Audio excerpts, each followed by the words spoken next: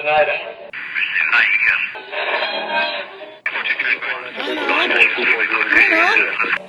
Lionel, is that you?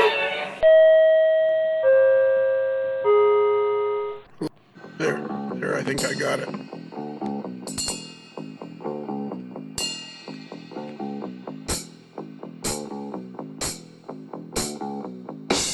So, tonight, my name is Lionel. This is my brother, Bruce. This is my other brother, Bruce. And tonight, gentlemen, so we have Bruce. We have West Coast Bruce. I love that name. Yeah. Super fan number one, Bruce Kelly, creator of the Kelly Questions. West Coast Bruce. He's a hip, happening dude. It sounds like it's like some guy with a 60s radio show. I know. No, it's West Coast Bruce. I know. He's a child of the 60s, you know? Yeah. From what was it? Yeah, I don't remember the 70s or the 80s. Yeah, exactly. That's what I always say. So, Sirius has Cousin Bruce on Saturday nights. We have West Coast Bruce. So there you go. Cousin Bruce, yeah, I remember that. And East Coast Bruce or Canadian Bruce. Okay, guys, so tonight we're going to talk to a guy named Joe Desmond, who I was made aware of by Peter Borcherds. I don't even remember the sequence of events, but somehow they tagged me in a post or a message, and then it popped up, and Peter Borcherds said I ought to interview this fellow Joe Desmond. So then I went to his Facebook page, and immediately was put off because his Facebook page has more likes than a modeler's life does. His Facebook page has 1,540, and we have like 1,465. Ooh. So we're like 75 behind him. That's not good. But he has this I started looking at the photos. He has this really cool layout, this N-scale layout. So then I contacted him, and he sounded like a really cool guy. So I said, hey, let's interview Joe. So if one of you guys go into the green room and get Joe out of the green room, we could kick this puppy off. We'll let West Coast Bruce do that. Okay. Oh, boy. That last time I did, I hit my head on the ceiling. Well, see? I'm no fool. All right. We'll go get him. Yeah. The green room, the door to the green room is only 4'9". Yeah. Hey, Joe, come on in. It used to be. Well, a little known fact, the 48th floor of the Mildred A. McCracken building used to be a professional wrestling gym. And then it was primarily for little people. So all the doors to all the rooms were only 4'8". No, that sounded really rude, but I said little people. True. Vertically challenged. Vertically challenged, exactly. You can call them little people. So Joe, now that you're into the studio, we need you to be careful where you sit. If you're going to sit on the couch there, be careful of one end. Somebody McGurked on it, and we're not exactly sure what happened. Okay, gotcha. Thank you. And Bruce is making some dinner there, so that's nice. Cool. Yeah. All right. So Joe, how did this happen? How did we end up getting in touch with each other? Well, I was listening to the AML podcast, and I listened to the series with Blair Koistra. And Koistra. Sorry, that's very tough for me to say. It's a very tough name to pronounce, and Blair had to straighten me out on it. Yeah, and I was just blown away by the whole interview, and I loved his video. Like, what a piece of art! And I was just like, you know what, my followers need to know about this. It's very important to portray to them. So I put it up on my Facebook page, and Pete he says, "Oh yeah, you liked it." He says, and then he tagged you in the reply, and that's really what got the ball rolling. Yeah. So then I went and checked out your Facebook page, and your layout is beautiful. Thank you. Thank you. I appreciate it. And you replied. You fulfilled one of the requirements of being interviewed on the show. What's that? You replied with enthusiasm. Yes. Yes. Over listening to the show I picked you guys up about a year and a half ago, and I've really gotten into the show, and I really like it. So I was like, I would love to be on and talk with you guys. So it was, as soon as I heard it, I was like, oh yes, I can't wait. So how did you find the show? About a year and a half ago, Jeremy asked if I listened to it, because he's also a follower on my Facebook page. And, Okay. and so that's when I kind of got into it, and I've just been listening. And I'm not going to lie. Sometimes I fall behind on the episodes, but I'm always getting caught up. So in fact, I think I just have the product pieces to get caught up on as of today. Oh, so you're the guy that's fallen behind. Yes, I am. I'm sorry. I apologize. Or you're the guy that's listening. True. And the other night you said to me when we were talking, you said you liked the show because it was so professional. It's very professional. I mean, if I'm listening to it in the car, I mean, people pull up next to me and they don't know that I'm listening to a podcast about model railroading. It just sounds that good. And you guys all work together as a team, and just comes off really, really professionally. Yeah. So that's why I've really gotten into the show, and I've kind of let all the others by the wayside. Right. I'll leave it at that. Right. So you're sure you're listening to our podcast? Yeah. Like, Yeah, are really. you sure? Are you sure you're listening to us? Yes, Bruce. I am sure I'm listening to you, because a lot of the shows I'm laughing a lot. So, Well, we're not trying to be funny. some parts come out funny. So I see. Okay. So let's some background. Whereabouts do you live generally, roughly? I live in New Jersey, so that's the little state that's stuck in between New York and Philadelphia. Right. And you're like in. I think you said. So like how far away from a big city are you? I'm about 20 minutes outside of Philly, to the east. Oh, okay. What town? Lumberton. Okay. It's outside of Mount Holly. Yep. Do you know that area, Bruce? Yeah, we're driving to Atlantic City or going from Delaware up to Connecticut, and then obviously, being that I'm from Pennsylvania, from Coatesville, so Okay, right. yeah, so I know the area pretty well. So are you a Flyers fan, Joe? No. Oh wait a minute, you got to find out where he was born. Yeah, well, that's true. Yeah, exactly. Where were you Okay. born? I was born in a town called Freehold up in Monmouth County. So that puts that there's a myth in New Jersey that there's no such thing as Central Jersey. But I'm telling you, I lived in Central Jersey. Yeah. But the area that I was from is more heavily influenced by New York. So I grew up knowing all the New York sports teams. Okay. And I'm not a Rangers fan, and I'm not an Islanders fan. I'm a Jersey Devil fan. Well, that's acceptable because you live. That's the same area. Correct. And I started the Jersey Devils became my second team when they came into the league because you had to love a team that was had green and red colors and were called the Devils. That's right. That was the first jerseys. So all right, but now you live near Philadelphia. Yeah, and it drives me bananas.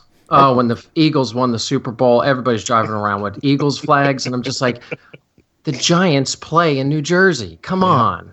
So Okay, so for all our friends around the world, does like everybody thinks of Philadelphia, Pennsylvania.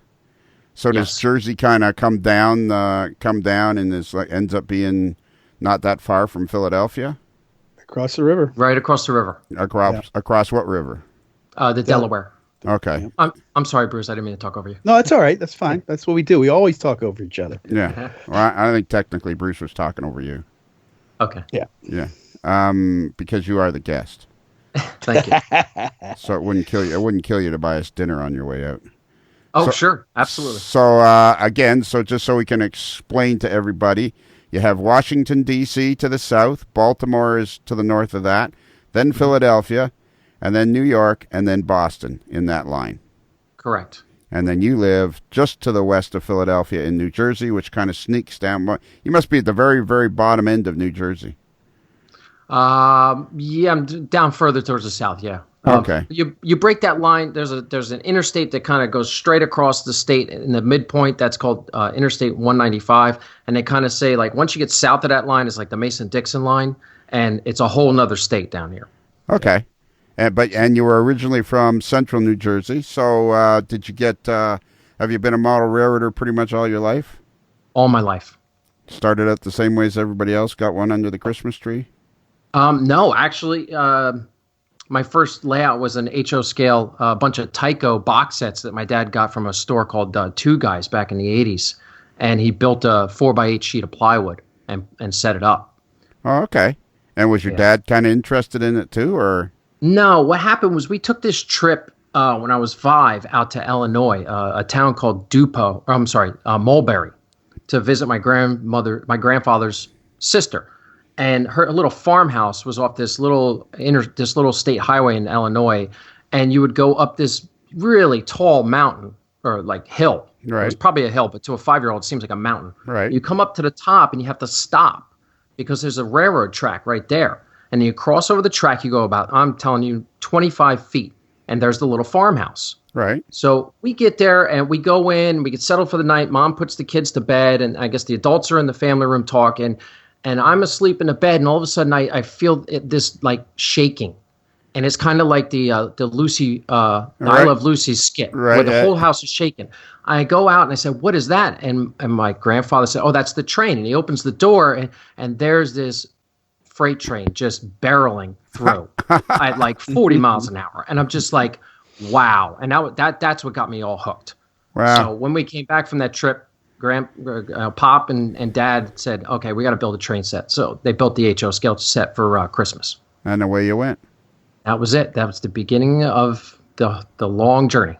And have you been like through your teenage years? Did you kind of take a break for girls and cars and that thing, or was it always there kind of thing? It was always there. My junior year of high school, I was expecting to go away to college. So my father said, can you take this? Because in the interim, the HO scale had went away. My grandfather turned me on to N scale. So he gave me his layout on a 4x8 sheet. Then I took it down in my 13, 12, like when I was about 13, and I built my own.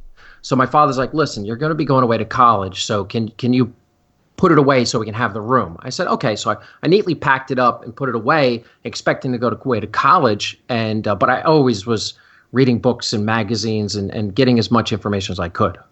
So your grandfather had a little N scale layout.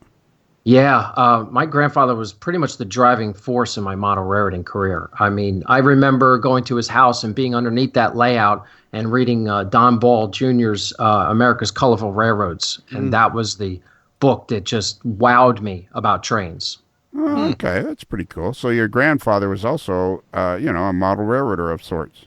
He was, and his model railroading came from his railroad years. Before he went in the Marine Corps, he worked for the Missouri Pacific. Really? Yes, sir. Well, that's he cool. was. Yeah, he was a mechanic's assistant in the roundhouse at Dupo, which is a little town and outside of East St. Louis in Illinois. And his brother was a engine hostler at the roundhouse. So what year would this roughly? What years would this have been? It was. I'm going to estimate the late 30s because he was too young to enlist in the Marine Corps for World War II. He got in like the tail end of World War II. So I'm thinking they were working there in the late 30s. Right, in the late 30s and during the 40s, maybe during the war and that sort of thing. Yeah, that's what we estimate. So how old are you now? I'm 40. Okay, you might want to see a doctor. I'm just kidding. So, okay, and I was looking at your like when I went to your Facebook page, your layout, you have done my number one rule. You finish the room. Yes, that was a huge thing with my wife. She's like, well, listen, if you're going to have a train room, you have to finish the basement. So I knew that I wanted to do the train room because I'd been, doing a lot of design work on it. And for a while, I'm going to say like trying to come up with a usable track plan for about 10 years. And so she was like, you got to have to finish the basement. So I did the whole basement and the train room, and then I got started on the layout. Okay, and I mean, if you look at it, like you've got the floors carpeted, and actually it looks a lot like my train room when in its heyday with the white trim and the carpeted floor. And I had dark green under my fascia, just like you do, and blue above it. That's perfect. Thank you. And what size is the room? It's 11 by 14. All right, and in Is N that scale. all? Wow. Yeah. Yeah, but it's N scale. bigger. Yeah, it looks bigger, and it's N scale. Yes. And have you been N scale the whole time? Yeah, ever since Pop gave me the N scale layout. Yeah, I've been N scale the whole time, right from the very beginning. So maybe because you have a history with your grandfather, maybe you can answer an age-old question for me. Go ahead. That has plagued me since the 70s. Okay. How did N scale survive? I don't know, because I've heard horror stories from the gentlemen that were in N-scale before me, that just how bad it was. So I don't know. Like, Maybe the apartment craze in the 80s. Yeah. Maybe I'm not sure. yeah, it must be. It's got to be. It'd be fascinating to find out because it ran. I remember in the 70s, so I was in my 20s, early 20s, and it just ran so bad. Yeah. It was just like, it's like, what is going on? And now, the way it runs now, you must think you've died and gone to heaven with the way. Oh, I just got an Arnold U25C, and I took that thing out and put it on the layout. Oh, it's like silk, like butter. It's beautiful. Arnold. So who's the main? There's Cato. Who's your main N-scale manufacturers? Atlas. All right, and Cato. Atlas, Cato, Arnold is making some. Intermountain. Scale Trains is getting some come out, but they're not as much. Broadway Limited makes a bunch of in-scale steam. Okay. So Walthers makes. They bought the old Lifelike product line. Right. So they're producing it, but they need to revamp that. It's just really not the quality of Cato or Atlas. Right. Okay. So I feel like if you guys have any questions, jump in, because I feel like I have 1,000 questions, because you have Go ahead. So that's the engines. Those are the companies that you get engines from. What about rolling stock? Microtrains. Yeah, that's what I wanted to find out. Microtrains is big with me. I've been picking up Athearn, because their new stuff is coming out, is really nice. Trainworks, I found Trainworks. Oh my gosh, those gondolas are just off the hook. They're beautiful. So I'm looking, and you really have finished the basement nice. And obviously you've embraced my favorite subject, social media. Oh, yes, that was huge with me. When I started this layout, I ran across a gentleman, Tony Bowen. He's out of Iowa, and he had this page called Corn Country Rails. And I just stumbled upon it. And it was like about a year before I was going to start my layout. And I was like, oh, this is cool. I need to do this.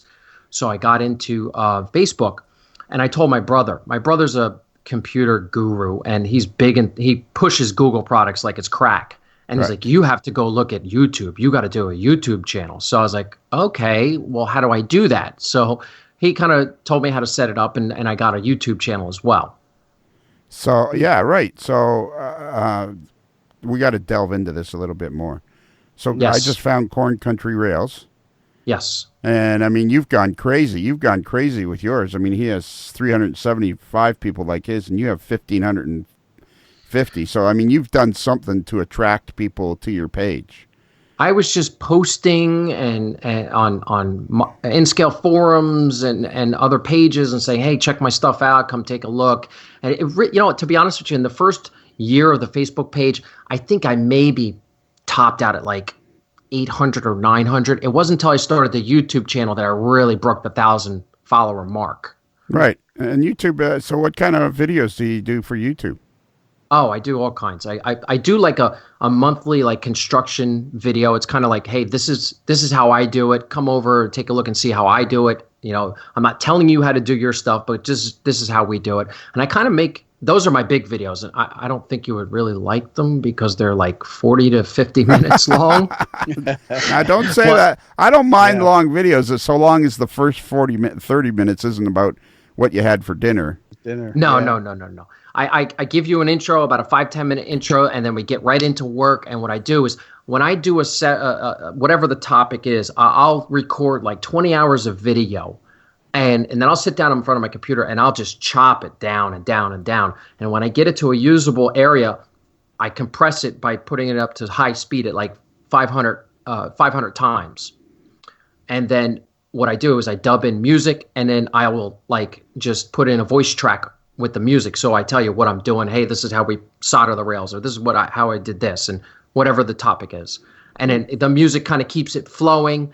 And then once we get out of that, I kind of give a little outro and just tell you what I'm going to be doing next. So what do you mean you compress it 500 times? I just increase the speed of the video. So it's kind of like a high speed playback. So it looks like I'm kind of dancing around the room real fast. And why do you do that? Because my initial videos where I was doing stuff, it kind of was taking too long to show you. Like when I did the bench work, my initial testings of the videos, I think that was like episode 4. It was just kind of moving very slow, and I'm like, nobody's going to want to watch this. It's going to be boring. But I want to show everybody the beginning to the end. I want them to see the whole process. Right. So I was like, well, how am I going to do this? And a guy at work, this guy Craig Meyer, he actually is involved with hunting, and he's very actually a big name in hunting. He has like a hunting channel and does stuff for the outdoor channel. And I was telling him what I'm doing, and he said, listen, you have to have a high quality camera. You got to have lots of light and good sound, or else you're just going to be some other weird guy in the basement making terrorist training videos, you know? So you got to make it look good and sound good. And I was telling him my problem with the video, and he's like, well, why don't you try speeding it up? So the first couple of videos I sped up, and we listened to music, and then afterwards I was like, okay, this is what we did, and and people were like, they didn't get it. And then my brother-in-law was the next one who really helped me with the video channel, because he's a producer for ESPN. Oh, really? He looked at his my brother Jeff Dufine, he produces the Wednesday night Major League Baseball game. Wow, that's cool. All right, we'll get back to that. Yeah, so it was kind of nice that I had him in my corner. So I told him, and I showed him the video, and he's like, well, why don't you do a voiceover over the music? And I was like, oh, I never thought of that. And then my first, I think it was like episode 5 at the bench work was the first voiceover track, and it just came out really good, and people started to get it. So in other words, what you're saying is a lot of the parts like if you're showing how to do a decoder install, you're not doing that fast, but some parts are sped up. Right. If I'm doing, like when I was doing the backdrop and I'm spackling the backdrop, I kind of sped that up so they could see the spackle go up, and then I sped it up so they could see the primer go up, and then they could see the paint go up, and et cetera, et cetera. So you could see the whole thing from start to finish. Because when I started this layout, I wanted to say, I'm going to do this YouTube channel, but I want to be the first person to start from the beginning and finish. I want everybody to see the end. I'm not going to go away. So my followers, I keep telling them, we are taking this to the end. I was just having that conversation with Bruce, the mail boy, before we came on, about how people quit podcasts. Because I was looking for a podcast on a particular subject, and you'll see that people do it for a year or a year and a half, and then they quit. Mm-hmm. And it's kind of like, well, you want to know, like, you might want to listen to old ones, but you'd kind of like to know that they don't quit. Right. And that's kind of a neat idea. What you've done there is, like you say, you started at the beginning of the layout, and you're dedicated to going all the way to the end, which is huge. Yeah. People don't realize that you're making an impact. It's the new world, and you have 3,000 subscribers on your YouTube channel, and you're making an impact on people's lives because they want to see what you're doing. And who knew that a local boy from Jersey would be getting people in Australia and London watching my show. Like there's people in London who send me messages. If I don't post a video in like a month, they're like, "Are you okay? Is everything fine?" I'm like, "Yeah, I'm just trying to get things done." They're like, "Okay, because I'm missing out on the shows." I'm like, "Oh, I'm sorry." And because the one guy's like, "I don't watch any TV. I just watch your show." So I'm like, "Okay, let me get a video out for you. I'm sorry." So you said you do like 20 hours of video per. Yeah. Wow. Like when I did I kind of broke it down. Once I got started laying track, I broke it down like the southern half of the layout, and then we went back. And so, roughly like 20 hours or so of raw video that I have to chop down and to get it to that high speed. I want that high speed. My target goal is like 25 minutes. And my target. Do you find editing video to be fun or time consuming or cumbersome? Or at first, when I have no video editing experience, I've never been to film school, nothing. So at first it was very cumbersome, but now I have a good video editing software. I have my process, and I can get it done. I can get one of my 45-minute videos done in about 2 days. Okay, and I'm not talking like 8 hours a day. I'm talking like maybe 3 or 4 hours per day. Right. So roughly you can make a video editing of about 5 to 6 hours. Correct. And what kind of video editing software are you using? I am using Conrail Video Studio. It's kind of like I really wanted Final Cut Pro, but I could not pony up $1,800. My wife would not have been happy. So I found Conrail is kind of like it's like a clone of Final Cut Pro, but it's like a lot of stuff is chopped out of the from the Pro version. Right. So and people too, like I use first, I got two things to say. At first, I use a lot of the simple Max, what do they call it? iMovie. You can make a lot of videos, good enough videos with that. And it's not really, because the content's huge. Like I don't know, 3 or 4 or 5 weeks ago, I decided I would try to do a video of me, because sometimes I get tired of typing and writing the descriptions of the shows for Facebook and stuff. So I had 4 or 5 shows, and I thought, I'll make a video of me just talking about it. Okay. And I was sitting in my garage, and I made this 3-minute video, and it was horrible. It was just horrible. Like some people have, they say that some people have it. Well, yes. In regular speed, I don't have it on video. I do not have it. Whatever it is, I don't have it. So then, just to make myself laugh, I sped it up to about twice the speed, and it was hilarious. And it was only about 1 minute and 40 seconds long, and I thought, now that makes me laugh. That's funny. And it was fun to watch too. So it's kind of an interesting thing that you said that. So So how long have you been working on this layout then? We started the layout in May of 2015. And when you say we, well, it's just me. I say we as a collective unit. My family, my wife, she's been building it too, even though she's never been down there. She's been dealing with it, so I have to say. Yeah. Okay, all right, I got it. Yeah, all right, cool. So you've made a lot of progress in 2 years.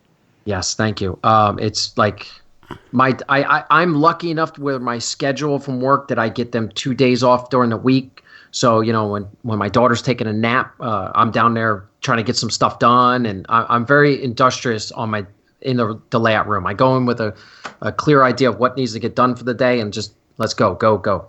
Okay, so can we tell everybody what you do for a living? Yes, I'm a police officer. Oh, okay. Okay, yeah. Good. Whereabouts? In a town called Hillsborough, which is up in North Jersey. It's actually a suburb of I would call it New Brunswick suburb.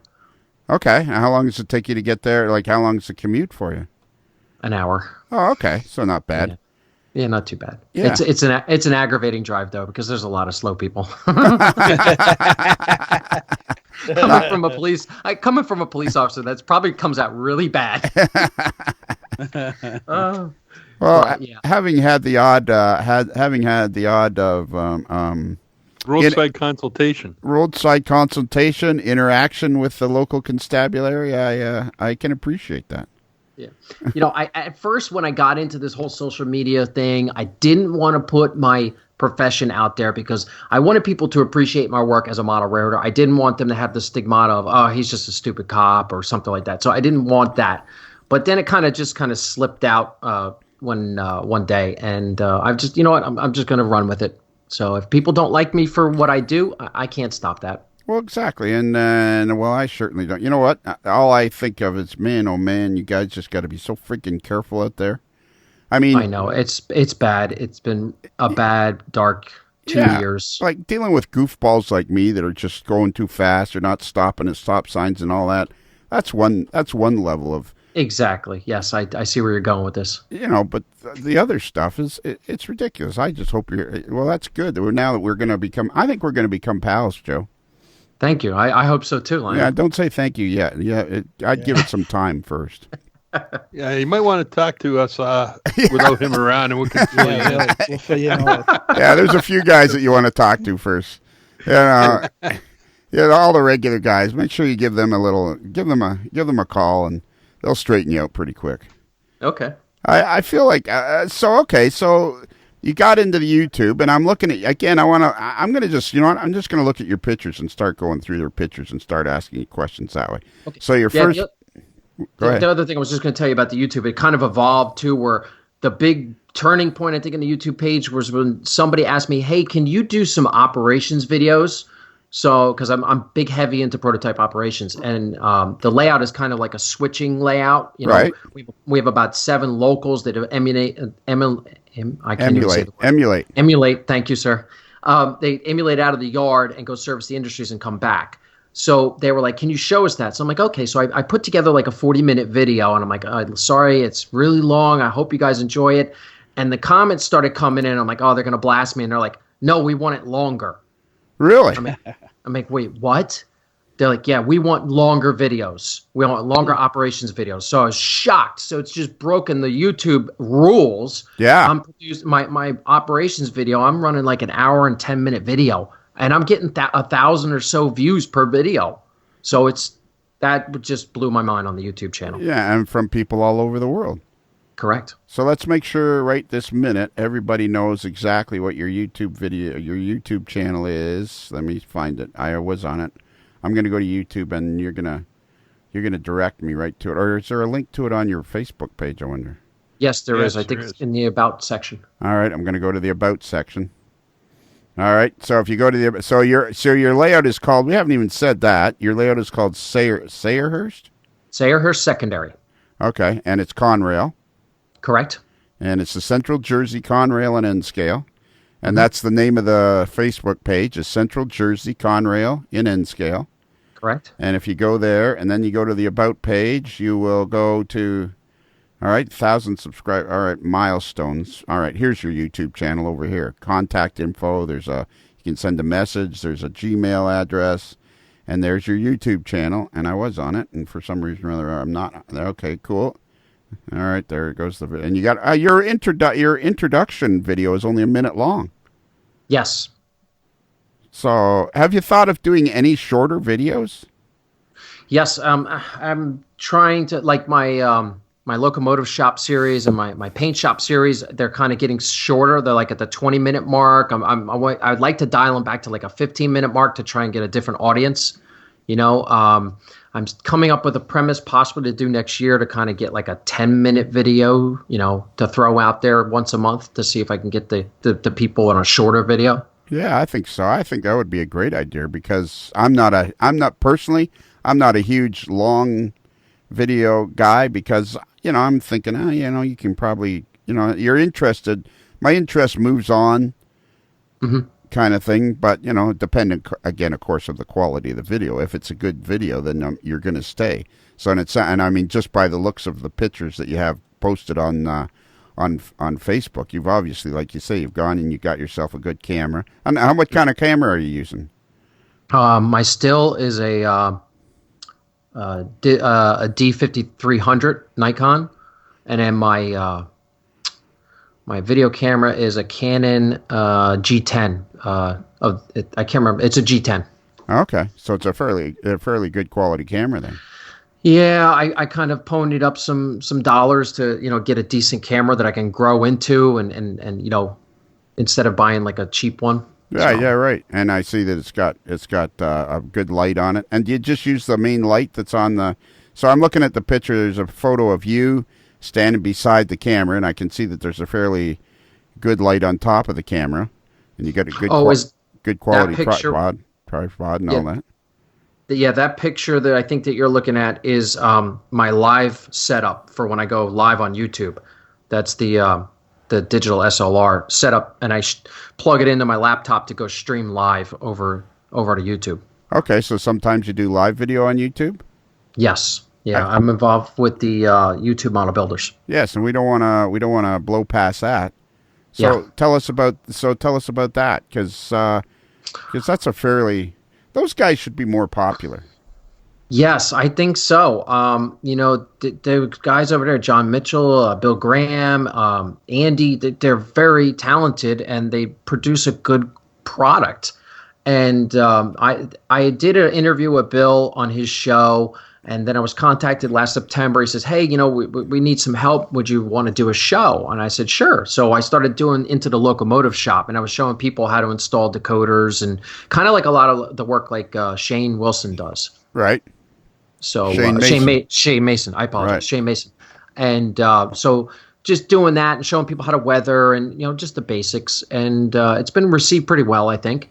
Yeah, you seem like you just are one of those typical. The Bruce's. He seems like he's one of those typical all-round model railroaders. Yes. Oh, yeah. He's doing fine work, and he likes sharing and teaching others, which is, like Mike Deverell. Here's another guy. Yeah. Yes. Yeah, I like Mike. And he does good stuff. You must have. Do you have a particular flair for one part? Like I would think installing decoders takes a fair amount of. Like, you seem to be one of those guys that just has a flair for a general average flair for everything in the hobby. Like, do you rely on anybody else for anything, or do you do it all by yourself? No, everything I've done thus far has been by myself. I mean, I've gotten advice and recommendations from other people, but everything you see there, I did. I have been doing it all myself. And you self-taught? Yeah, I've been reading Model Railroad since my first issue was September '91. Wow. Actually, I have the original. Well, I bought a reprint, but I have the magazine itself. It was the one with that guy Rick Rideout. Oh, yes. LNN. Yeah, that was a life changer for me, seeing that magazine, and it made me a longtime Model Railroad reader. So right, and of course, and I'm sure when you got the February '94 issue, you were pretty excited about that one too. Yes, I was. I actually waited for the UPS truck to be coming down the road. I can imagine. It's such a big deal. You should be in Model Railroader. I would like to be. Yes, I would like to be. That has always been a dream, is to have my layout in Model Railroader. I mean, absolutely. That would make my model railroading career complete, I think. Yeah, it's the place you want to end up. So, okay, so track. What kind of track are you using? I'm using Microengineering Code 55. Right. And Microengineering Turnouts. Number 6s. I kind of wanted to standardize everything, so I just went with number 6s. And I did throw in some Atlas curve turnouts in there because there was the way the track plan was playing out. I had to kind of put some curve turnouts in there. So and I couldn't find any in Microengineering. I would love to go back though and do some fast track stuff. Yeah, that would be cool. Yeah, man, that would really that'd be great videos because of the quality of your videos. That'd be great videos as well. And and your modeling. How did you end up doing the Conrail? Now that the Conrail. Now, I think the Conrail is a cool railroad to model these days. I mean, the story. Okay, Conrail. I got hooked up with Conrail when I went to. I think it was like when I was 12. I went to the hobby shop to buy my first in-scale locomotive by myself, and I went to the case and I saw this blue locomotive, and it was a Model Power Alco 420. Junker, right. But it was all I could afford. So I took it home and I ran it and. Couple of years later, I got a book on the Pennsylvania Railroad. In the back section was this little chapter on Conrail, and I looked at it. I said, "Oh, that's what that locomotive is. That's what it is." I read the story, and it's an unbelievable story. I mean, you look at the story itself. For those of people who don't know what happened with Conrail, is all the Penn Central went belly up, and it dragged all the other regionals around down with it. And all of a sudden, the United States wakes up, and we have no freight service in the Northeast. The economy is going to crash. Right. So the federal government stepped in and did something they had never done to that point, and they financed a railroad, and they brought it back from the ashes, pretty much saving the American economy. Right. And so I mean, I realized that there was a lot of guys who had their hearts with the Lehigh, and a lot of railroaders had their hearts on the Reading, and they got absorbed in the Conrail, and there was a lot of friction and all that stuff. But eventually, look what they did. In I think the date was 1983 or 84, Reagan wanted to get rid of it. He didn't want to pay anymore, so they put it out on the stock market. And the government made back $3 for every dollar they spent. So that's an American success story, as far as I'm concerned. Yeah. So that's really what got me hooked on Conrail. And because I'm in Conrail country here. Exactly. There's nobody else. And what is the do you know what what was the exact do you know what the roughly the exact date was that Conrail started? April Fool's Day, 1976. And what's the origin of the name, do you know? Consolidated Railway Corporation, and they shortened it to Conrail. Actually, my reading with the Conrail Historical Society is that even on Conrail Day 1, they didn't know a paint scheme. They didn't know what they were going to do with the locomotives. They had some industrial designer come up with the can opener logo for it, and it wasn't finalized till like 6 months after Conrail Day 1. Yeah, because they had to do it so fast. Correct. Huh. That's cool. That is so cool. And the beauty when Conrail started, you could almost run any unit you wanted from the Northeast. Right. They're all all you had to do is put patched and numbered and striped. Yeah. And yeah. All you had to do was CR on it, and that was it. That's right. In fact, I think next year when I get some more time and we're a little further along, I'm going to do a legacy series. Oh, nice. Norfolk Southern does the Heritage series. Yeah. Well, I'm going to do a legacy series. I'm going to one for each railroad and patch them out in Conrail colors, and I think that'll be cool. I think that'll be really neat. And how many locomotives do you have now? I'm still, I think I'm around the 30 mark. I think I have about 30 locomotives, mostly all GPs, 4-axle units, a lot of U-boats, because this area that I'm modeling, really, the secondary lines, Conrail didn't run a lot of 6-axle units. Right. And what era? Like, what's the year that you're modeling? 1988. Okay. So that's kind of a cool, so you're only 12 years into Conrail. Yes. And mainly because, well, if you look at the track plan, I took 2 branch lines and kind of merged them together to form this layout so I could have some more continuous run, made a little more sense. Because when I was doing a lot of research, I found this study on in 2014, the New Jersey DOT study that said that there was, after Conrail Day 1, they started getting rid of all the track, and there was no north-south connection between North Jersey and South Jersey. So any freight out of North Jersey had to go through Pennsylvania and come back down south by Philly and come across the Delaware Bridge into Camden. So they were saying it was a hindrance of the economy. So I used that kind of to play around with the track plan and make this continuous run, And I was like, well, I can't really call it what it's named in the prototype. So that's where we came up with the name Sayerhurst Secondary. And where would somebody find the track plan? I think there might be the original track plan on the Facebook page. Yeah, that's the question I was going to ask you. How close is that track plan now to what you have? Yeah, I'm. A lot of my followers keep asking me to update it. I just haven't gotten around to it. I added the Sayreville running track, so that one shelf above my workbench on the wall. So that one's been. In fact, I think if you guys are looking at that shot into the room where you see the carpet and all that good stuff, it's kind of like over your left shoulder.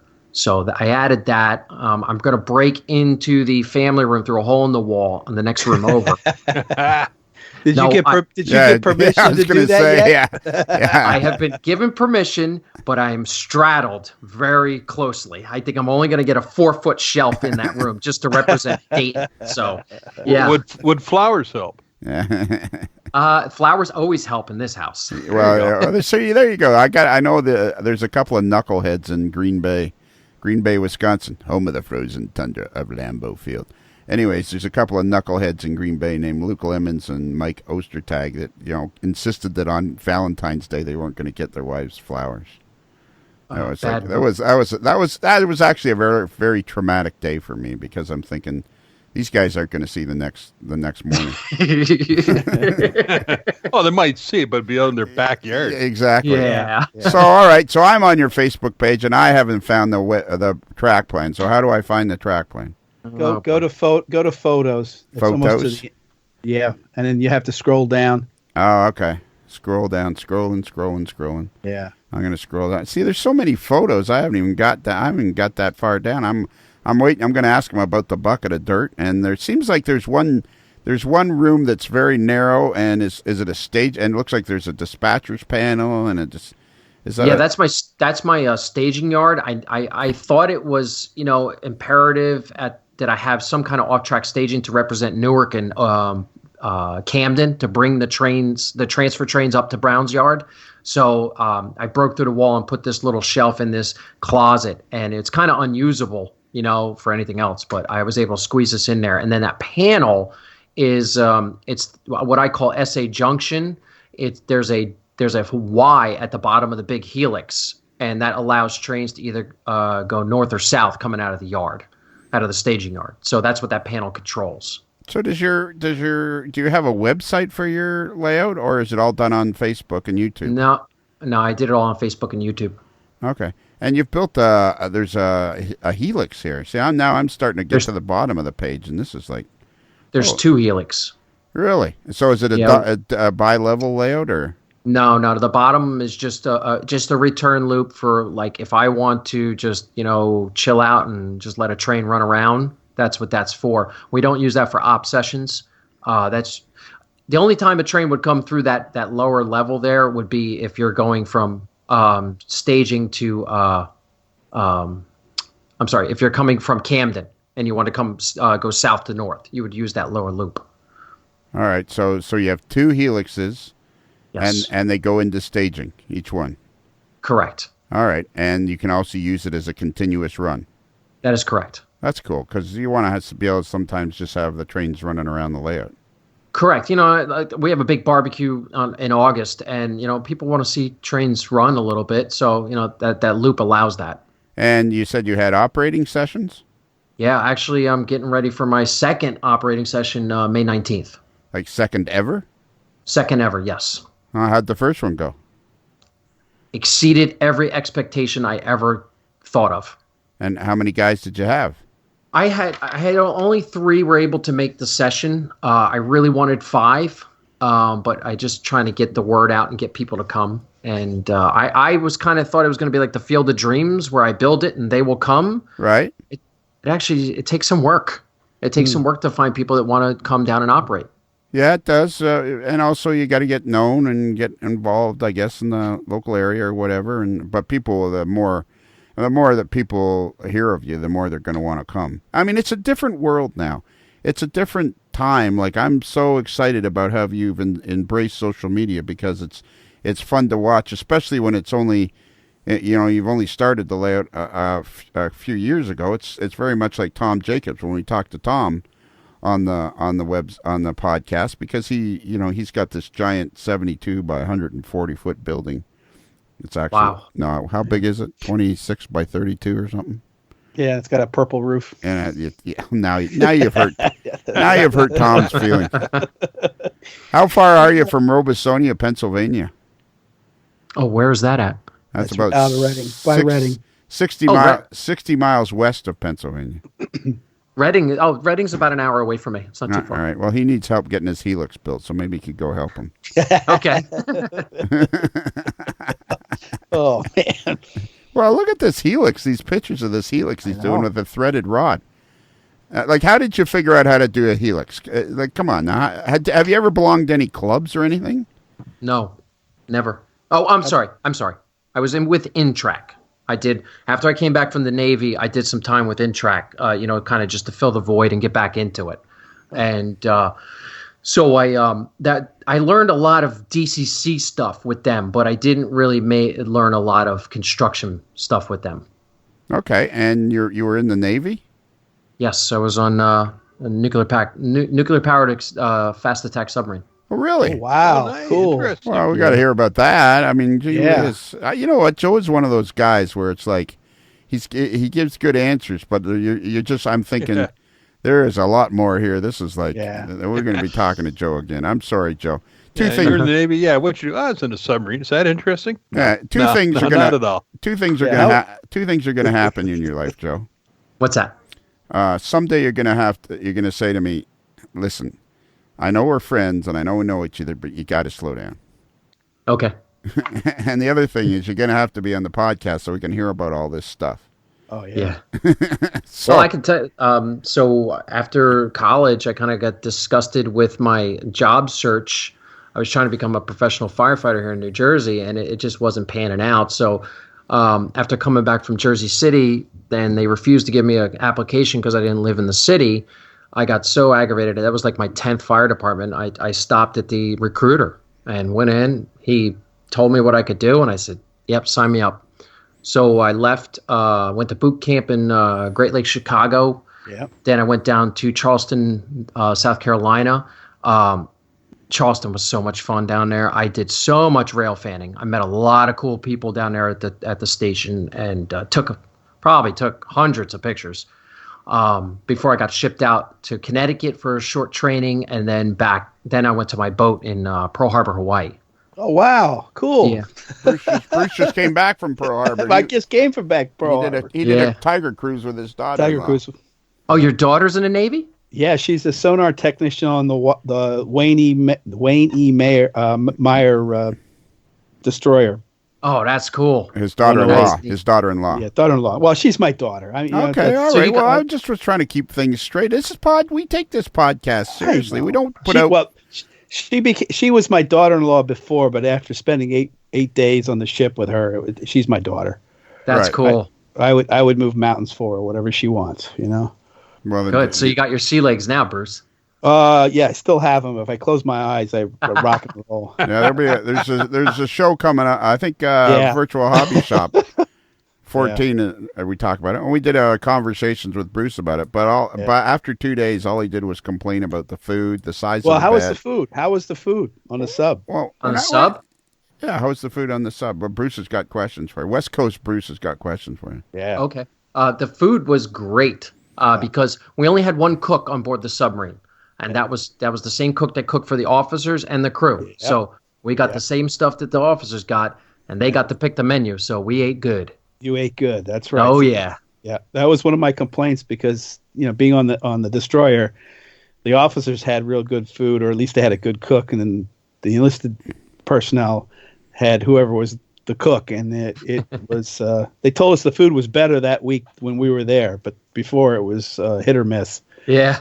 And they really deserve better food. They really, or at least a better cook. I think they can make institutional food taste really good. That's what they need. And your accommodations. How were your accommodations? Your rack. How was your rack? The 4 years that I was on board the submarine. Okay, the first 3 years, I hugged a torpedo for 3 years. I slept in the torpedo room because that was my job. I was a torpedoman, so I was down there. But the last year on board, I got to move up to first class berthing because I was now the LPO, the head of the division. So I got a better accommodation, and that really wasn't all that much better, but I mean it was better. Yeah. So what's LPO stand for? Leading Petty Officer. Okay. Yeah. So you ended up as a petty officer in the Navy? Yeah. I left in June of 2004 as a first class. And how old were you when you went into the Navy? The day before my 21st birthday. Okay. And what you wanted to be was a fireman, but you ended up in the Navy. Correct. And now you're a police officer. So, yeah, when I came back, I decided, you know what, I had a choice of either re-enlisting and making it a career, but I was like, you know what, I don't think I want to make it a career because of the time frame. If I enlisted, it would have been 10 years, and then why leave at 10 years? So I made the determination to come back and get into the family business, and my dad helped me out with that. So. Oh, now come on now. All right, before we get too far from off, when you were in Charleston, you briefly said, so I met a lot of guys down at the station. So explain what do you meant by that? So in North Charleston is the Amtrak station where the Palmetto Star and the other the northbound train, the opposite of that, stop. And I would go down there to go rail fanning, and the station agent down there was just a cool old timer that had been around probably since the Seaboard ran that line. And I said, hey, could I go on the platform and take pictures? And this is pre 9/11, so this was, and he's like, yeah, just don't get in the way of my passengers or I'm going to kick you out. I said, hey, that sounds like a deal. So I would just sit there on the platform on the bench and just watch the CSX run out of Bennington Yard all day on a Saturday from sun up to sundown.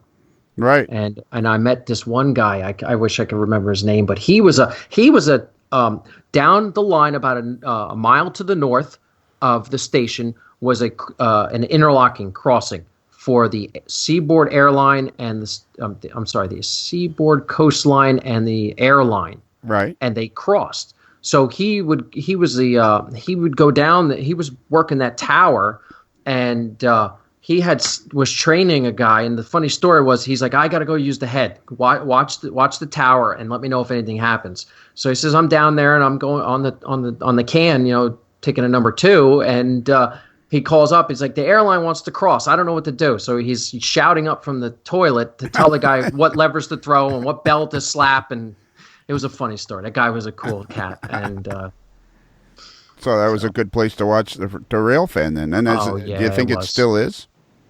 No, I probably don't think it is. They probably won't even let you anywhere near it now. Yeah, that's true. So now your family business is police officers? Yeah, my father was a police officer here in New Jersey for 26 years. Oh, okay. And where was he an officer? Manalapan in Monmouth County, where I grew up. Okay. Yeah. And so so you're with Somerset, you said? Somerset County. The town, my department is Hillsborough Township. Okay, so are you like a sheriff's deputy, that kind of thing? No, I'm a police officer. I'm a patrolman. Oh, okay. So, but now this is going to sound rude and uninformed, but I'm okay. That's cool. Okay. When I get pulled over by a sheriff's deputy or I get pulled over by a police officer, it's the same thing, right? It's just that the sheriff's deputies are county. Oh, I made a man. Yeah. No. I'm just trying to get it straight in my head. See, here in New Jersey, our sheriffs are at the county level, but the sheriffs more or less enforce the court orders of the county court. So, if you get an eviction notice, the sheriffs are in charge of that. They're also in charge of the corrections unit. So that's what the sheriff does. They do patrol here in Jersey. There are some counties where they have patrol units, but that's kind of few and far between. It's New Jersey always pushes everything to the lowest level, Lionel. Okay. And so the basic beat cop like myself in Hillsborough, we do a lot of work. Okay. All right. So, and you're a patrol guy and you're out there doing whatever it is you need to do that day. Yeah, I'm answering the world's problems one call at a time. And how long have you been a police officer? 14 years. Okay, and do you enjoy it? You must do it, do you?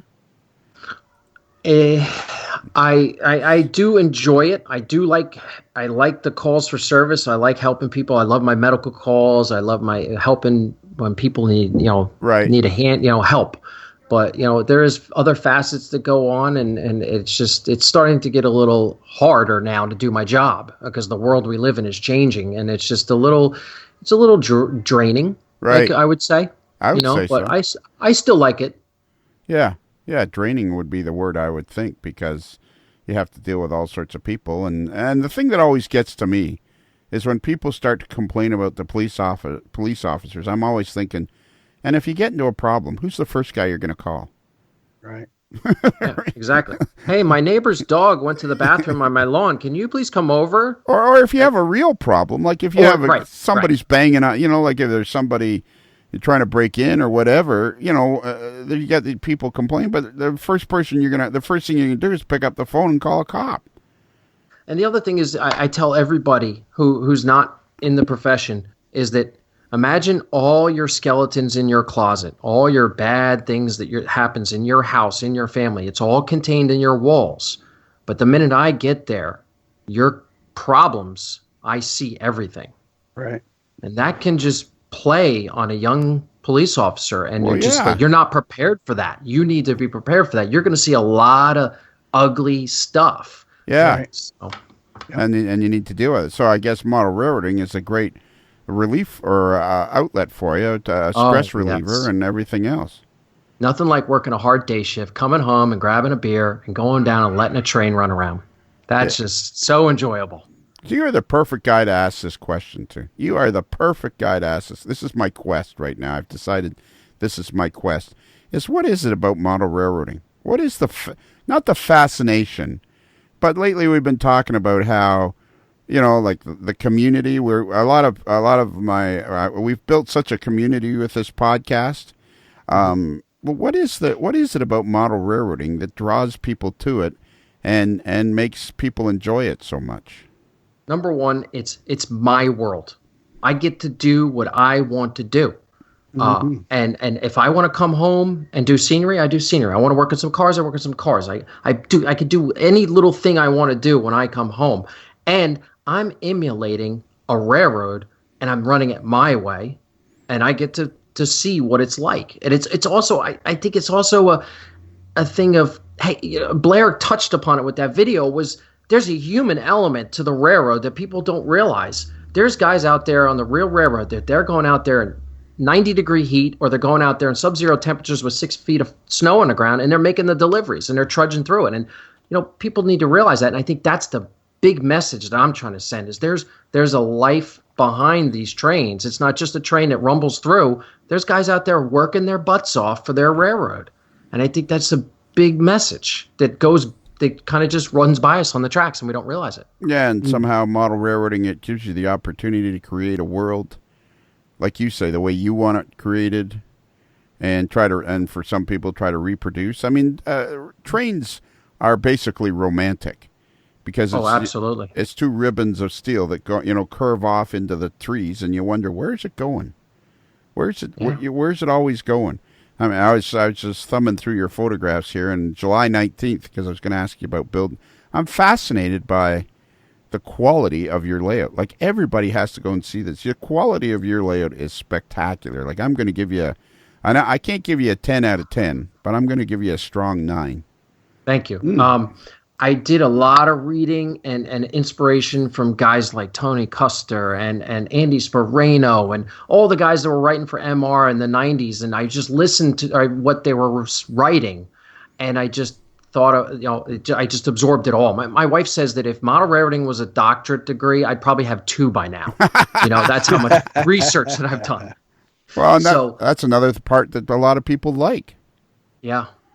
And go ahead. The history part too that's another part. It's the research and the documents that you go through. It's fascinating what's happened in the last 40 years with, like you say, railroads being swallowed up and all that. And I'm looking at this picture here from July 19th, 2017, which isn't even a year ago. And it shows the valance being put up above the layout. And the first comment is from Peter Borcherds. So there you go. There's that connection right there. Yeah, he's been following for a long time. And so you're on Facebook, you're on YouTube, and you're connected with YouTube model builders. Anything else that you're connected with through the social media? And how did you say you managed, mostly you put it out on forums and stuff? Just going to like N-Scale Model Trains on Facebook or N-Scale Model Railroading and just saying, hey, I'm starting this layout, this is what I'm doing, or come check out my Facebook and page. And we do the N-Scale Model Trains does this thing called FEF. We call it Front End Friday. So every Friday, everybody posts up their pictures of their locomotives, the Front End Friday. So right. when I would do those posts up there, and it got people interested because I would kind of cheat the system and say, I would share it as me from my page, so people would click on my page. So I kind of cheated, but that's okay. It was enterprising, I guess. And what did you call that page? N-Scale Model Trains. Okay. And is there a forum or anything that you go to that isn't specifically N-Scale that you frequent? I think there's one called Model Railroading that I go. I go to this other one called Modeler's Life Podcast. Yeah. There's YouTube Model Builders that I go to. I go to pretty much anything involving model railroading on Facebook. I'm going in. And what the funny thing is, Lionel, is that model railroaders seem to be the last ones to the party. This Facebook thing's been going on since 2006. Right. But model railroading on Facebook didn't become popular till, I'm going to throw out the date of 2010. Because before 2010, you couldn't find a Facebook modelers group. It was very hard to find, but they become very popular now. So. Yeah, and my argument that I believe that model railroading, the digital world, is going to make the hobby explode. Oh yes, absolutely. I agree 100%. Because look at how we can connect tonight, and I can look at all the pictures, and I think maybe briefly I saw, probably through Peter Borcherds, maybe saw your page go past, but then I clicked on it and it was like, wow. And like, here's something else I'd never seen. And, it's like, we're going to build, the community is going to explode because everybody can connect with everybody and see what you're doing. I mean, your layout is spectacular. Your layout is spectacular. Thank you. And it's only going to get better because after the next op session, I'm starting scenery. Okay. The major construction is done. Track work and all the electronics is in. I think I have like 4 more tortoises to put in, and then we're starting scenery. And it's gonna. I have big plans. Big plans? Yes, big plans. All right. And big plans how?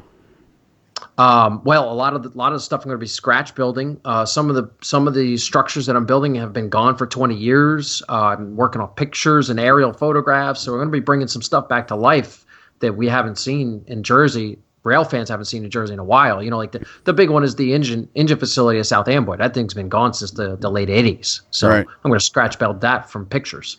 And I see the fascia on your. What DCC system are you using? I'm using the Digitrax Super Chief. And how did we decide on that? With Intrack, I just got so used to the Digitrax system that I was like, you know what, I know it. It's comfortable. I like it. I think I'm just going to go with it. So I stuck with it. And let's explain what Intrack is a little bit more. So Intrack is this group of modules that have a set standard of height, width, and track ends. Like the track can do anything in the middle of this unit, but it has to be at a certain point when it exits so that they're all can connect together. And then you can form big loops or dog bones, and you can make some big layouts. Right. We were doing some big stuff up there at the Greenberg show in Edison. Okay, so it's basically like Fremo, only it's N-Track specifically. Yeah, N-Track I think was first, and then Fremo kind of branched out from N-Track. However, I think, correct me if I'm wrong, if I'm misquoting this, but I think Fremo is more operationally prototypical. Okay. Where I think, N-Track kind of likes to just run in circles. Okay. Yeah. N-Track was the racetrack setup, right? Basically, and then Fremo, it can go anywhere as long as you make the connection and you're electronically compatible, and it's like you say, it's more operational. Yeah, N-Track was like 2x4 foot sections you could all piece together and make a big loop. And Fremo is freeform basically. Yep. Yeah. And when you go to a show, it looks like a quilt. Yeah. Which one looks like the quilt? The N-Track. Okay. The N-Track looks like a quilt because you could have a desert scene and all of a sudden it turns into a snow scene. Oh, okay, right. Yeah. There's no standardization. Yeah. Whereas if you look at some of the N-Track people, they try to, or not N-Track, but the Fremo people try to, if it's a group, they try to have similar scenery. So the change from one to another might be an actual group, not just an individual. Okay. So how did you get the idea for the green fascia and the green below the fascia and all that? I saw, Tyler Whitmore, I think. No, it wasn't Tyler Whitmore. There was somebody in one of the last model railroaders that I got about a year ago. He had painted green, and I liked the color, the way it looked, and it kind of like made me think of a CTC machine. Right. Okay. So I really liked that. So then the bottom half of the room was that off-white construction paint, and then it was the green fascia, and then the blue, and then the white valance. Right. And I was just like, it doesn't make sense, and I was freaking out because I'm like, this is going to look horrible. Right. And then I kind of accidentally bumped against the wall with the roller and put some green paint under the layout, and I'm like, oh, wait a minute, let me try this. Yeah. And it was kind of like one of those eureka moments. So I was like, I just painted it all, and I'm like, oh, now it makes sense. That's perfect. So I kind of hit the home run there. Yeah, it looks great. And what kind of lights are you using behind your valance? I use 6,500 Kelvin fluorescent tubes. They're 4 foot long. Okay, and like kind of end to end kind of thing. As close as I can because of the nature of the track plan, the way it curves around. So sure. I had to get them as close as I can, but I used a lot of that flex tubing to run the wires between each one. So. Okay, and I think you should somehow get your track plan back up there on the somewhere on your Facebook page, because the people I'd really like to see your track plan. Okay. I think that would be cool, because I don't think you realize what you're doing here. Honestly, I really don't. Yeah. It's the same thing as what I said to Tom Jacobs when I kept bugging him to make a Facebook page. Like, he had no idea what he was doing as far as what people would be interested in. And you're doing this. You're doing the same thing. The quality of what you're doing here is spectacular, and people are going to want to see this. This gets people enthusiastic on working on their own layout. Yeah, I mean, you're doing the hobby a huge favor by being this. What's the word I'm looking for, boys? Artistic. I don't. Meticulous. Thank you. Yeah, I am very precise. I like to label lots of stuff, and wires are underneath the layout as best I can. Everything's all bundled together and labeled, and I get a little eccentric. So. Yes, and I see you're using suitcase connectors. Do they work pretty good? If you use when you're using this wire, the 18 gauge feeder lines, the smaller one, you got to use that pink suitcase connector. If you use those cheap blue ones that you get at Walmart, they don't really make the connection, and you're going to be, having a lot of dead spots. So the pink ones are the way to go. A little more expensive, but they get the job done really well. And where would people buy those roughly? I've been getting all mine from DigiKey. Okay, and is that online? Yeah, online. It's a company out of Minnesota. Okay, and it's some sort of electronics company, and yeah, it's a big warehouse that they have pretty much everything you see here. All these switches and LEDs on the panels and the keys and all that. I got all that from DigiKey. Okay. There was one thing I was going to say earlier to the Bruces that I kind of got away from. Do you remember there about 35, 40 minutes ago, he said he was looking for a word, and I said emulate? Yes. I don't think we should let that by that I managed to come up with that word. Okay. I really honestly don't think we should let that slide by. I just want to ask him, see one of your pictures here, you built a scale model of your room before you went on just to make sure everything fit. You found that very beneficial, did you? Oh, yes. So this track plan I did all on my own, and I was finding that I might be overestimating things, and I got the idea from Model Railroad. They did it. I can't remember the issue, but they said try doing a 3D model. Architects do it. So I did it, and I put the paper, I reduced it to scale size. That model's all built to scale. And tested it. I got little figures about human size and tried to make sure the aisle widths were big enough and all that. So yeah, I did that. And just to make sure before I invest all this time and energy into putting this layout that I'm not going to have to rip it out. That's the biggest part. Yeah. So it's surprisingly, looking at that model, and you told us the size of the room. It's amazing how large it really looks. I have no idea how small that room is. Yeah, it's a bedroom size. We're putting this layout in the bedroom, and we got good aisle space in here. I got a big guy, Eric, who comes down. He's a rather large in stature kind of guy, and we get two people to pass each other very well. So, So Eric's not going to be mad that you said that, is he? No, he's not going to be mad. He knows. He says, I'm a big boy. I'm a big boy. All right. Let's not. So what is this one photo here with the screen? There's a computer behind it, and there's a screen in front of it. That's from July 18th, 2017. It says, new location of the computer. Now it's permanent part of the layout. I mounted a monitor on the movable bracket. So the computer is for my JMRI, and it also links in. I got it with the PR3, which is that box on top of the computer that hooks into the Digitrax system, so I can talk to it through the computer. And also that big board on the back wall with all the wire hanging down and the red lights on. That's my block occupancy detectors for the lower level, and it's all tied in together right there under the helix. And what do you do on the monitor? Then that's for using JMRI. It's for using JMRI, so I can do all my programming. It's for my Loc Pro. You don't see it in this picture here because I just installed it as the Loc programmer, so I can do all my ESU sound decoders there. I can, and then you see the panel that says SA Control Panel. That's actually in Panel Pro, so I can look from here to get the status. Because eventually there'll be curtains and stuff covering everything. So when we're in op sessions, you'll have to look at that panel to know if there's something down on the lower level. Right. Okay. Yeah. So you're gonna. Yeah. Yeah. I don't. Yeah. I suppose. I mean, you've done the room so nice. I don't think anybody's gonna care if you have curtains on there or not. Personally, I will. Yeah, that's what I was gonna say.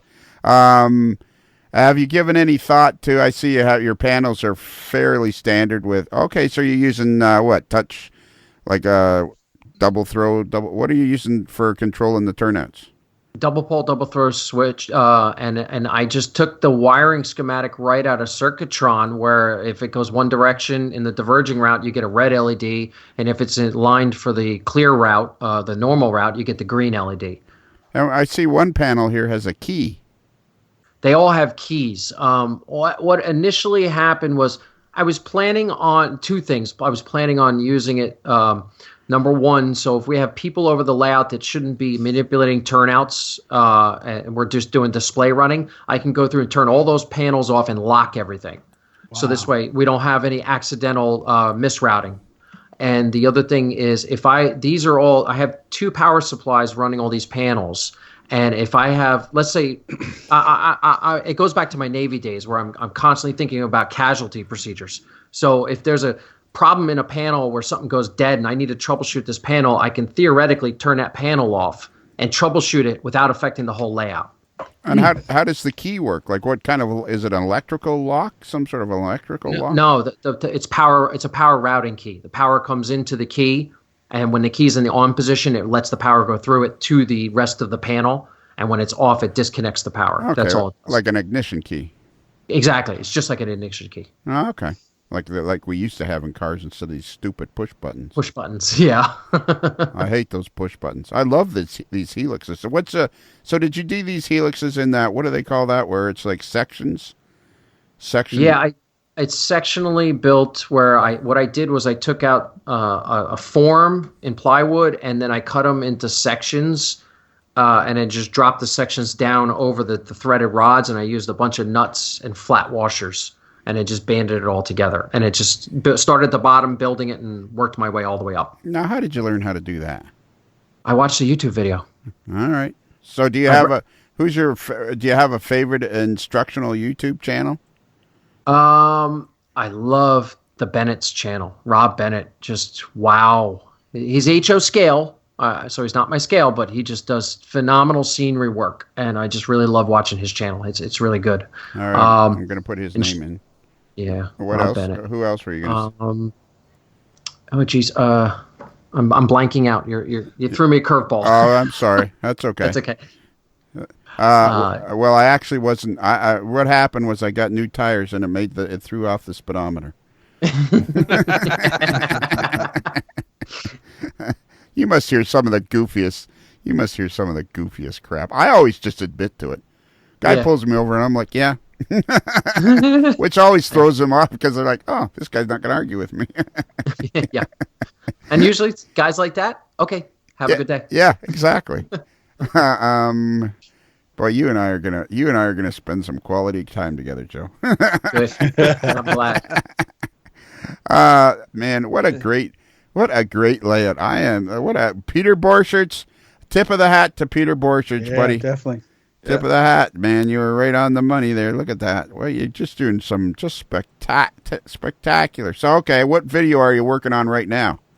I am working on my operations blowout. So everybody on the channel was like, hey, we want to see your op session.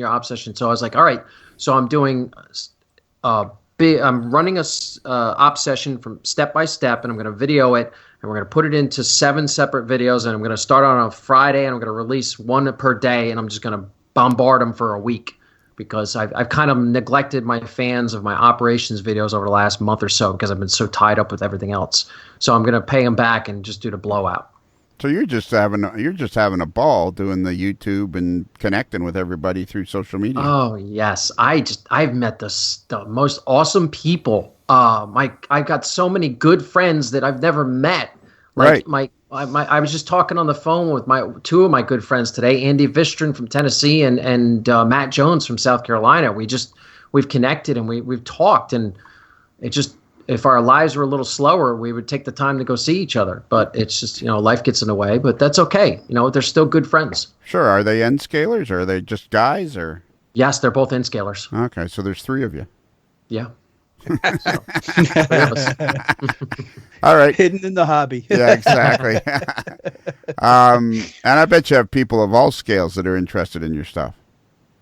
Yes, I do. I have a lot of HO scale guys that are watching it because, I'm trying to preach something here. The main thing that I was trying to preach through this whole process is if you notice, I'm doing all the mock-up buildings and I'm doing all the mocking up before I get into scenery. I'm doing 2 operations sessions before I start scenery. And that's because I want to make sure before I invest all this time and energy in scenery that we don't have major problems, that we got to rip stuff out or we got to tear this down or something. So this way, running 2 sessions, I get my input from my operators that are saying, oh, well, we need to do this, we need to do that. So, the first session went really well, and we ran the schedule, and then we were done, and it was like 2 hours. I allotted 4 hours of time. So, and I was expecting them to just really cut me up. And I said, okay, what do we think? And everybody looked at me like, oh, everything's great. Well, do you have any recommendations? And they're like, no, leave it alone. Yeah. I'm like, oh, okay. Well, I said, well, what do you guys want to do now? And, my one operator, we call him the ringer, Steve. I said, Steve just pipes up, and he's not a model railroader. He was just there to run trains. Oh, yeah. And he's like, I call him the ringer because he's the guy that sits by the picnic table drinking beer, and you say, hey, come on, we need a guy for horseshoes. And he comes in and he's dropping 3-pointers on the pole. Right. So, so we're sitting in the op session and everybody's like, no, everything's fine. And the ringer looks at me and goes, let's run some more trains. I said, okay, let's do it. So that's how good it went. That's cool. Yeah. So I see here you got authentic sand from Glidden Beach. Glidden Sandspur. Yes. All right. Okay. And then you're cooking it. Yes. Okay. I got to be honest with you. I'm not sure I've ever seen that before. I don't remember I remember reading it some time ago in Model Railroader where, you want to get it, 2 things was to get it dry, to get all the moisture out of it, so it's good to work with. So you can get the matte medium to soak into it and bond really well. And also, one guy was saying to kill microbes because he says you don't know what little bugs are going to be in that dirt. So he's like, kill them with the oven. So I baked it. Yep. Did your wife know that you were cooking dirt on her oven? Not until she saw the picture. But I said, no, honey, I cleaned. I really did. Everything's super clean. You're a dead man. Here's a video of you in front of the YouTube model builder. So you're doing that. That was on December 27th. Love these pictures. You are exactly what I claim the digital world is for model railroading. Like there's just all kinds of cool stuff on your Facebook page, and the kind of stuff that will enthuse people to go on and do more stuff. Yeah, I use it as like a weekly update. I just want to get out there, tell everybody what I'm doing, and show them and show them, get involved in the hobby. And I just wish so many more of these. I'm going to use the word curmudgeons. Would just move aside and just adapt to it, get into it, because it's fun. I'm posting stuff up there, and I'm not posting silly stuff like, oh, I had pancakes for breakfast today. I'm like, hey, we're putting in turnouts today, or I'm doing a locomotive today. Right. Well, but does that go better if you do have pancakes for breakfast? Oh yeah, it always does. So your card system you're using is, I see it's waybills and car cards, but yes. Do you have a system in place? I use, we were just talking about this the other night. I use my car cards and waybill. It's just for me. It's just for me, the layout owner. If you scroll down, there's a picture of a bunch of switch lists laid out. When I do ops sessions, I pre-fill out switch lists, and I use those as work orders, and I give them to the crews and say, here's your work for the day. And, oh, by the way, when you drop the car, just put the car in the bill box, and I'll take care of it. So that just helps me, number one, pre-plan the session, know what deliveries and pickups need to be made, and keeps track of all my cars so they don't get lost. Okay, all right. And if people want to read them, there's actually little information on there like, oh, this car's carrying chlorine and it's going from Ciba-Geigy and Toms River down to Texas, Mm-hmm. So. Look at this. Look at this on March 8th. The picture with this switch list. Brian W., the New Jersey CSX, I guess. I've never done an ops session with anyone other than myself. Actually, you're the one that got me interested from your channel. That being said, it is a great idea to hold off on some. Look at what you've done. You got this guy. You got Brian interested in doing op sessions. I love op sessions, and I'm so happy to teach people about op sessions. I think I lived off Andy the late Andy Sperano. I'm so sad that he's gone, because I learned so much from him about operations reading his column. And he was a driving force in me operating a prototypical layout. Perfect. Joe, you are a huge asset to the hobby. I try. I try. So are you a member of the 4-letter group? I am. However, I'm becoming very disillusioned. And I think I'm going to probably part ways with them shortly. Is that because of the national or because of the region? Or your local? Both. Both. Both. Wow.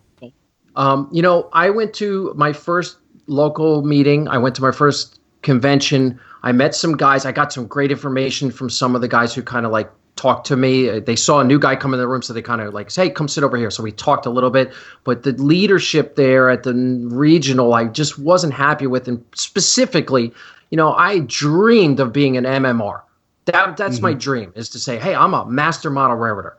So I go up to this guy and say, hey, I'm interested in starting my master model railroader. What do I need to do? He goes, well, it's very hard to do. It's a lot of work. Jeez. I said, okay, so how do I start? Well, you have to go to the website and download the documents. I'm like, so you can't get them for me? Isn't that what you're supposed to do? And he was just mean and condescending. And I'm just like, you know what? I'm 40 years old. I don't need this. Right. And I just walked away from the guy. So he totally turned me off. So that's one. And I've extended my services and have pretty much had the door closed in my face. Yeah, yeah. I've been saddled. I was saddled. I was going to donate my time and help and do great videos and great content. And I just got saddled with all of this, you can't do this, you can't do this, you can't do this, and don't do that. And I'm just like, really? I'm here to help. But well, these are the rules.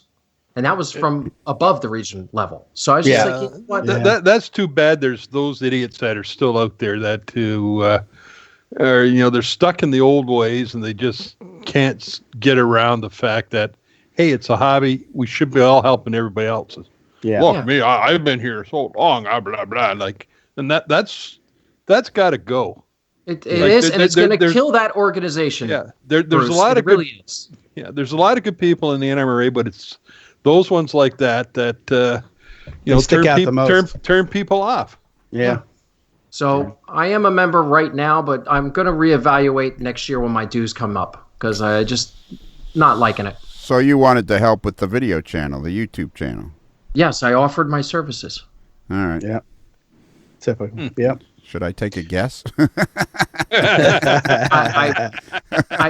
I've learned something from a wise man, Bill Graham, and he says, controversy doesn't help anybody.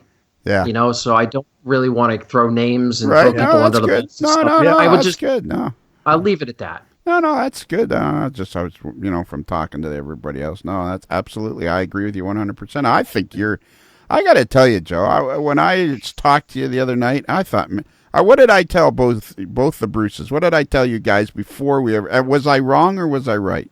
You're right. I'm tired. I'm really tired. What about you, Mailboy? What was I wrong or was I right? You're right. I said to these guys, I said, you are going to love talking to Joe. This guy is going to be. This guy is a highlight reel. It's just like I just want to say one more thing about the organization with the letters. It's just I've been here for 34 years, 33 years, whatever you want to say. I've been here since the beginning.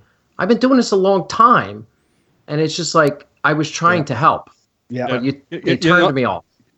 Something. Don't give up. Get a hold of Luke Lemons. Okay. Not Luke. Luke Lemons. That's a bad choice. Yeah, that's the wrong one. How about the other guy? Oh, Lord. Luke Lemons, we love you. Luke, we love you, but I don't think you're going to help with the NMRA. No offense. Ostertag. No, Mike Ostertag. How are we going to get Ostertag involved with him? No, because he just joined the NMRA. Yeah, and he is actually was kind of hesitant and whatnot, and it's been to a meet, and he's getting right involved. Mike Ostertag is a rebel without a cause.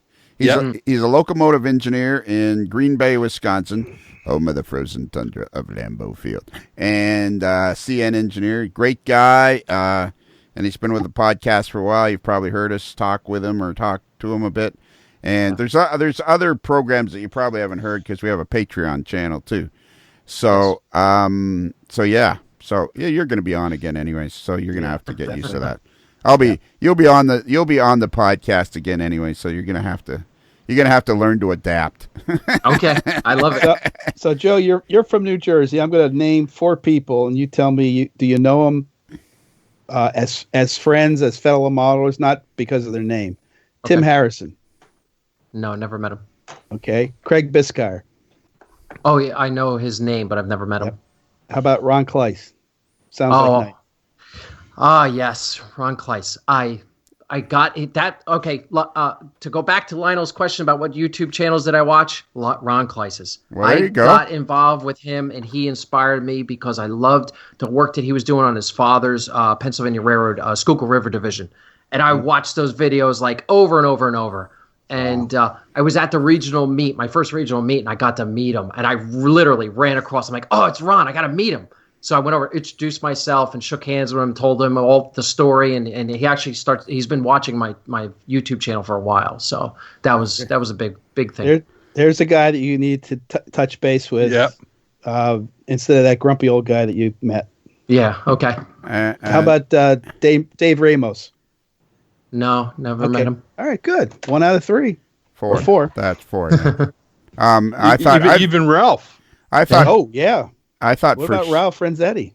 Not Renzetti. Not Renzetti. De Blasio. Oh, Blasey. Yeah. Cranky. Yes. Yeah. I got to meet him. Right. I went to his layout during the regional. I met him, shook hands with him, and what a guy and what a layout. Layout's great. Traviera too. Yeah. Sidekick.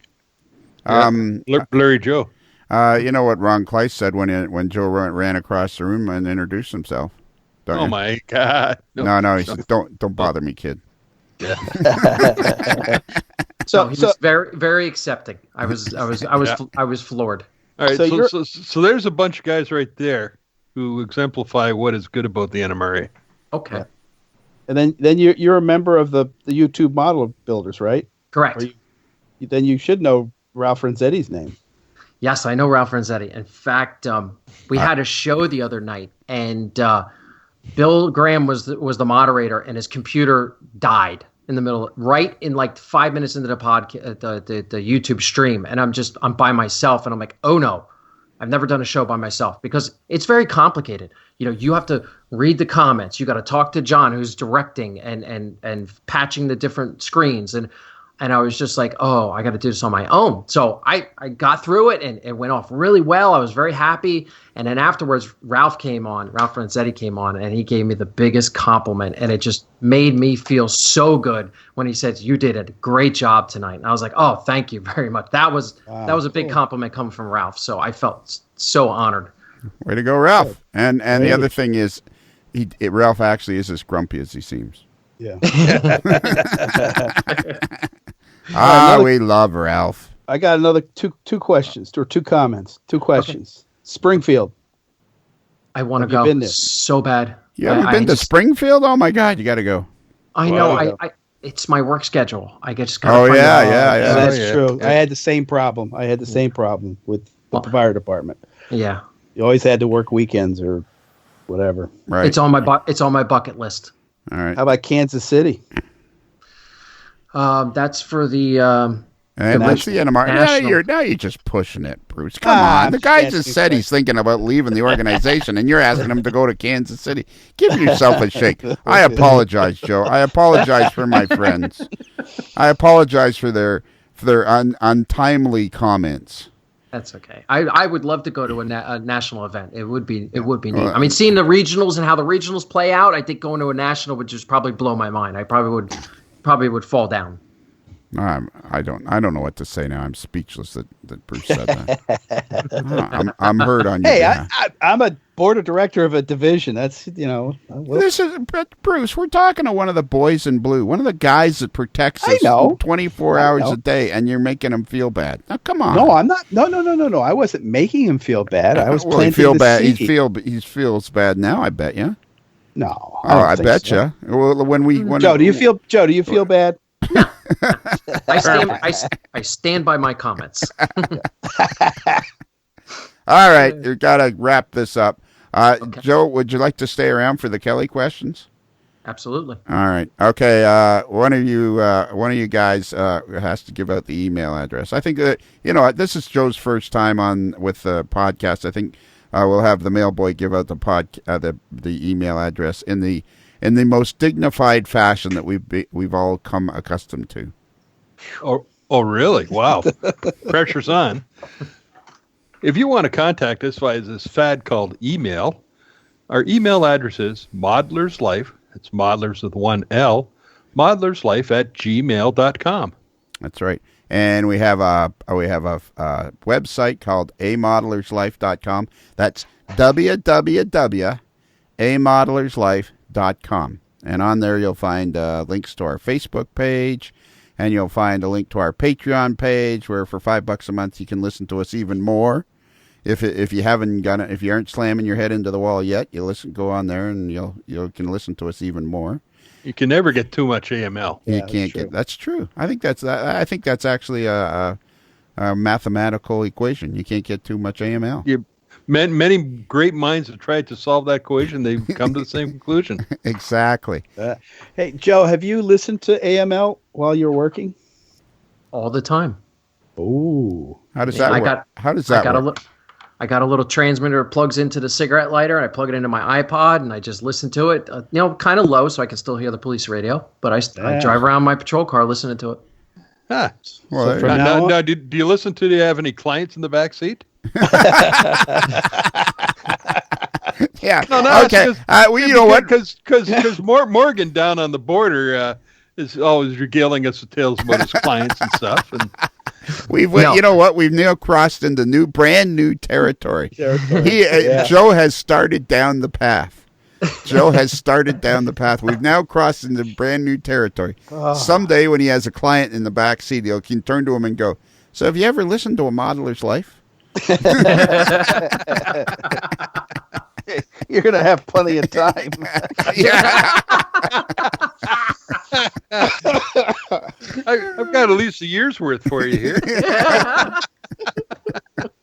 Oh, God. All right. Well, we're going to close this up. But before we do, and I know I'm speaking on behalf of all the guys at AML, Joe, I very, very, very much appreciate what you do as a police officer. I have talked to many police officers over the years, and I have yet to meet one that has not been pleasant to me. And I think what you do is just the best, and it helps. Like I say, who are you going to call? Who are you going to call when somebody's breaking into your house? You're going to call the boys in blue. And I would please, will you please be careful? Yes, I will. Thank you very much. All right, that's it. No. Oh, it's not it.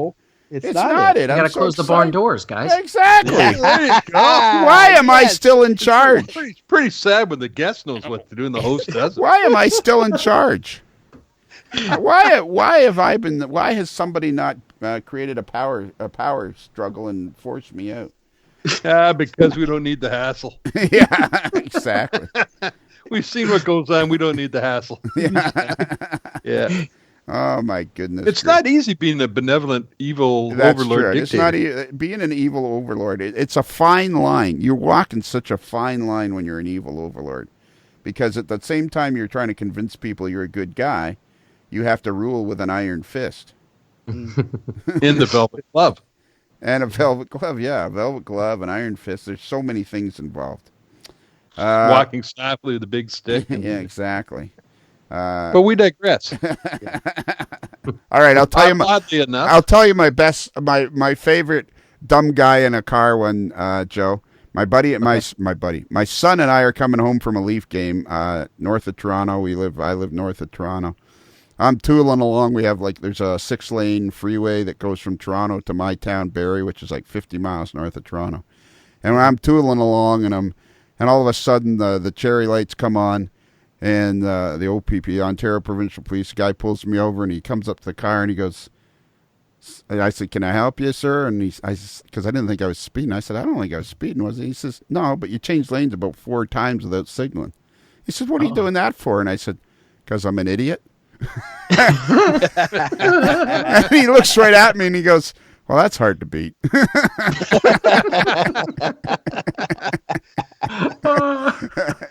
Anyways, all right. So, Joe, do you, at the appropriate moment, it sounds like you know what you're supposed to say. I'm ready. Happy rails to you. Okay. Well, Joe, as we close the barn doors on another episode of A Modeler's Life, and the sun slowly sets over the back 40, I guess there's nothing else left to do except for you to say, happy rails to you.